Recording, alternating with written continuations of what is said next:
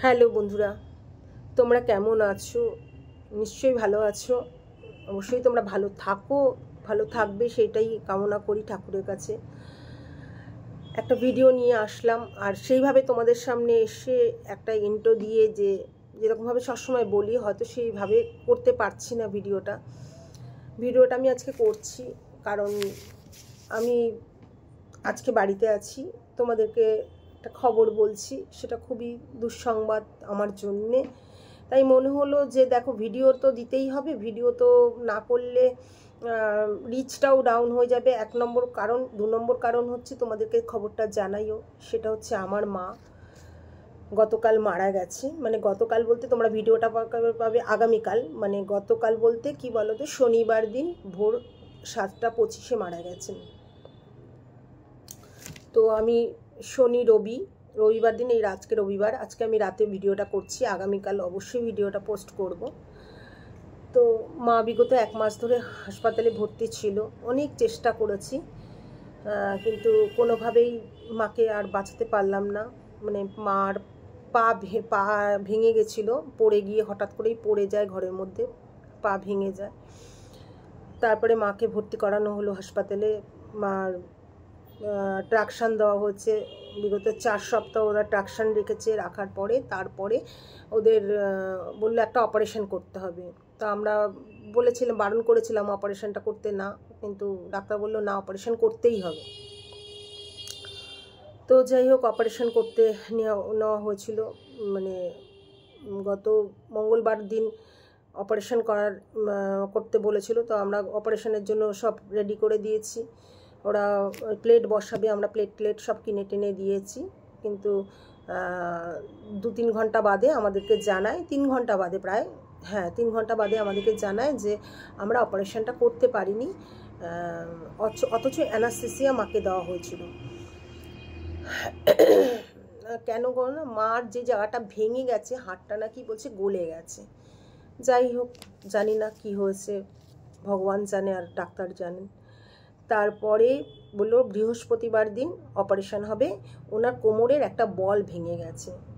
তো আমরা সব কিছু ব্যবস্থা করলাম। বল ভেঙে গেছে কোথায়, ওটা কিনে দিতে হবে আমাদেরকে বাইরে থেকে। প্রচুর ব্যয়ের ব্যাপার।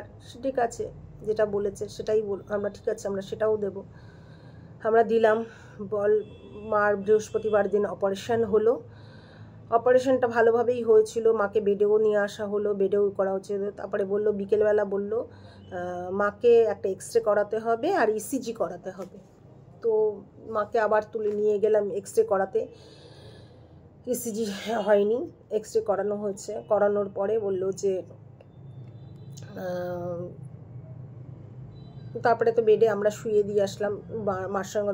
তারপরে মা বলছে আমার প্রচণ্ড, তার মধ্যে মার একটু বমিও হয়েছে।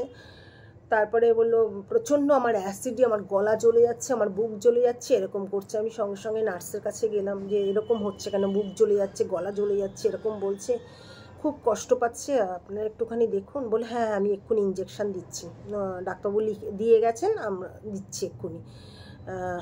আমি বললাম যে তাহলে কি করব, আমরা কি বাইরে ওয়েট করব? বললো না, আপনারা বাইরে ওয়েট করলে ওটা করার দরকার নেই, যদি দরকার হয় আপনাদেরকে আমরা ডাকবো। ভালো কথা, ডাকবে। আমরা অনেকক্ষণ ওয়েট করলাম, ডাকেনি। তারপরে আবার আমি ভেতরে গেলাম, গিয়ে বললাম যে কী বলে ইঞ্জেকশান দিয়ে দিয়েছি, পেশেন্ট ঘুমোবে, কোনো অসুবিধা নেই, সেরকম হলে আপনাদেরকে ফোন করব। ভালো কথা, ফোন করবে। আমরা তো চলে এলাম সেদিন রাতে। এবার রাত 12টার সময় মাকে ফোন করেছে ওরা, যে মাকে আইসিইউতে দেওয়া হয়েছে, মার প্রচণ্ড ব্রিদিং কষ্ট হচ্ছে, আর হাই অ্যাসিডিটি হয়ে গেছে, আর মায়ের কোনো সুগার টুগার কিচ্ছু ছিল না। তো বললো যে মানে অনেক করে বলছি, তো আমার মাথা হয়ে যাচ্ছে, মনে পড়ছে তোমাদের সঙ্গে কথাগুলো বলছি আর সব কথাগুলো মনে পড়ছে। বললো অ্যাসিডিটি হয়ে গেছে, পেশেন্টের এরম অবস্থা। ভালো কথা। তারপরে আমরা পরের দিন সকালবেলা ছুটে গেলাম গিয়ে বললাম যে কী হয়েছে বলছে এরকম প্রচণ্ড অ্যাসিডিটি হয়ে গেছে, পেশেন্টের কন্ডিশন খুব একটা ভালো না, সেই কারণেই আমরা আইসিইউতে দিয়েছি। এবার কী করেছে, আমাদেরকে বললো 3টে টেস্ট করতে হবে ওনার, আপনারা দাঁড়ান আমরা দিচ্ছি। 3টে ব্লাডের টেস্ট করতে হবে। ভালো কথা, ব্লাডের টেস্ট করতে হবে। আমি আর আমার দিদি দুজনে মিলে নিয়ে গেলাম, ব্লাড নিয়ে গেলাম। এবার ব্লাড নিয়ে গেছি, সেখানেই ফোন করে বলছি আপনারা কোথায় আছেন, এক্ষুনি আসুন। ভালো কথা, এক্ষুনি আসুন। আমরা পৌঁছে গেলাম। কি হচ্ছে, বলছে পেশেন্টকে ইমিডিয়েট ভেন্টিলেশনে দিতে হবে। তখন তো কি বুঝতে পারছো কি কন্ডিশন আমাদের। আমরা বললাম যে ঠিক আছে, আর কি করা যাবে, মার এরকম কষ্ট হচ্ছে দেখে। মাকে ভেন্টিলেশনে দেওয়ার পরে বললো যে ওনার ইমিডিয়েট 4 বোতল রক্ত লাগবে। তো আমরা ওখানে যেদিনকে অপারেশন হয়েছিল সেদিন আমরা 1 বোতল ব্লাড স্টক করেছিলাম হসপিটালে, আমাদের স্টক ছিল। তো বললাম যে ঠিক আছে, এই 1 বোতল রক্তটা আপনারা করুন, চালান, আর বাকি 3 বোতল অ্যাকচুয়ালি কী বলো তো, হসপিটালে ডোনার দিতে হবে। এবার আমরা অলরেডি মার 4 বোতল রক্ত হয়ে গেছে, ডোনার করছে। এবার তার জন্য আমি ডোনার আসবে, তারপরে তো আমাকে ব্লাডটা দিতে হবে না। তো আমি বললাম ঠিক আছে, আপনারা 1 বোতলই করুন, আমি বাকি 3 বোতল জোগাড় করে দিচ্ছি। তারপরে ওখান থেকে আমার হাজব্যান্ডকে ফোন করলাম যে তুমি তাড়াতাড়ি এসো, রক্ত আনতে যেতে হবে। আমি আর আমার হাজব্যান্ড ছুটে গেলাম রক্ত আনতে কোঠারিতে রক্ত আনলাম, রক্ত নিয়ে এসে নার্সদের দিলাম, সব ইটি হলো। তারপরে বললাম যে তাহলে পেশেন্টের কি, বলছে দেখুন পেশেন্টের কন্ডিশন কিন্তু খুব একটা ভালো না। তো আমি বললাম দেখুন আমি তো সারাদিন দেখতে পাইনি, তাহলে একটু আমি মাকে দেখব।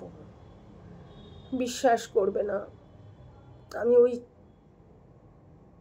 সিচুয়েশনটা না আমি করতে পারছি না, মানে এখনও নিজেকেই করতে পারছি না। মা যে কী কষ্ট পাচ্ছিল, কী করছিল, মানে ওই মোটা মোটা পাইপ গলার মধ্যে ঢুকিয়েছে, মা ছটপট ছটপট করছে, 2 চোখের জল ছেড়ে দিয়েছে। আমার ডাকটা মনা না করছে, মানে ইশারায় আমি বুঝতে পারছি হ্যাঁ মা তুমি সুস্থ হয়ে যাবে।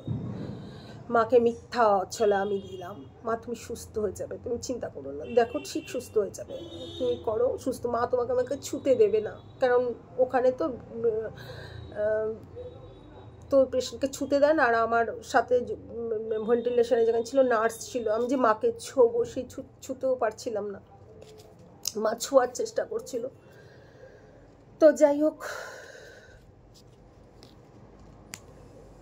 পরের দিন তারপরে তো ওখানে আর থাকা তো গেল না, মানে ওরা তো ফোন করে, হ্যাঁ প্রত্যেকটা সময় আমাদেরকে প্রত্যেকটা ফোন করে জানাচ্ছে, সব কিছুই হচ্ছে।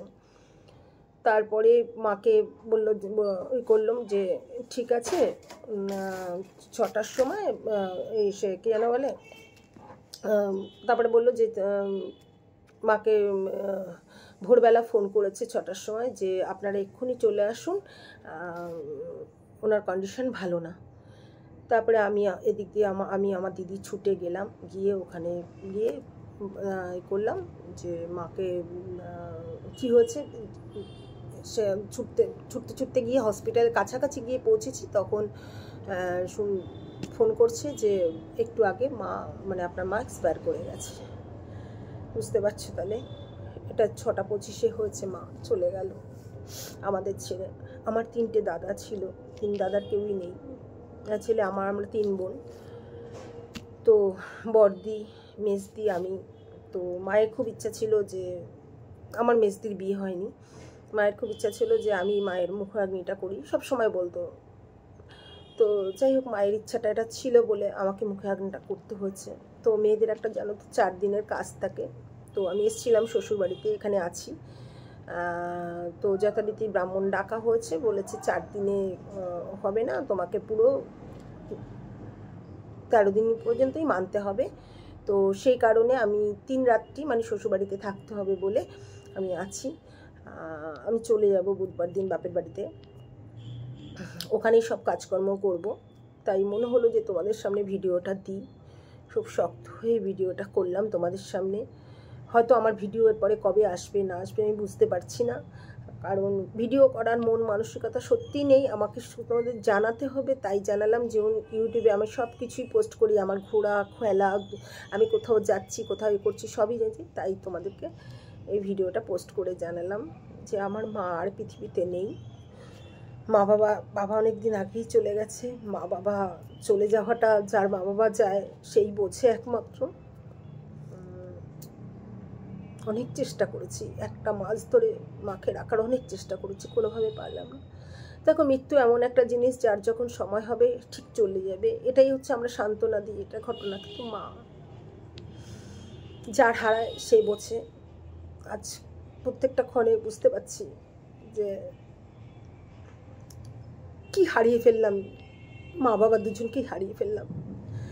তাই তোমাদের কাছে একটা, তোমাদের যাদের মা বাবার আছে, যত্ন করো, মা বাবাকে কাছে রাখো, যতদিন পারো মা বাবাকে জুড়ে রাখো, জুড়ে থাকো মা বাবাকে নিয়ে। মা বাবার মতন পৃথিবীতে আর কিচ্ছু নেই, কিচ্ছু নেই না, একদম। মা বাবার কোনো ডুপ্লিকেট কিচ্ছু হয় না। মা, কেন জানো তো, প্রত্যেক দিন মাকে ফোন করি আর বলি তো, কি খেয়েছো, কি করছো, এই তো শুয়ে আছি, এই তো একটু কোনো খুনসুটি, কোনো হাসি, কোনো কিছু হয়েছে বাড়িতে, সেটাও খুনসুটি করে বলতো, এই হয়েছে। আমি আবার হাসলাম শুয়ে শুয়ে। সেগুলো বলার আর কেউ থাকলো না। তাই বলছি, তোমরা প্রত্যেকে ভালো থেকো, সুস্থ থেকো, মা বাবা থাকলে যত্ন করো, মা বাবার পাশে থেকো, এইটুকুই বলার জন্য করলাম। ভিডিওটা ভালো লাগলে, ভালো লাগার কিছু ব্যাপার নেই, আমি ভুল বলছি। ভিডিওটা করলে আমার মনে হলো যে তোমাদেরকে জানানো উচিত ভিডিওটা করে, তাই তোমাদেরকে জানালাম। এটাই। সবাই ভালো থেকো। আর আমার ভিডিওটা এরপরে কারণ আমি 13 দিনে কাজ করব, তো আর বুঝতেই পারছো আমার মাথার উপরে ভাইরা নেই, আমার দায়িত্ব প্রচুর, তো আমাকে অনেক কিছু করতে হবে, অনেক দিকটা দেখতে হবে, সুতরাং আমি খুব ব্যস্ত থাকবো। তাই ভাবলাম যে তোমাদের একটা ছোট্ট ভিডিও করে দিয়ে দিই, তারপরে যেদিন হবে হবে, যা হওয়ার হবে। তোমরা প্রত্যেকে ঠাকুরের কাছে প্রে করো যে আমি যেন মায়ের কাজটা খুব ভালোভাবে করে দিতে পারি, করতে পারি। এটুকুই, ব্যাস এটুকুই।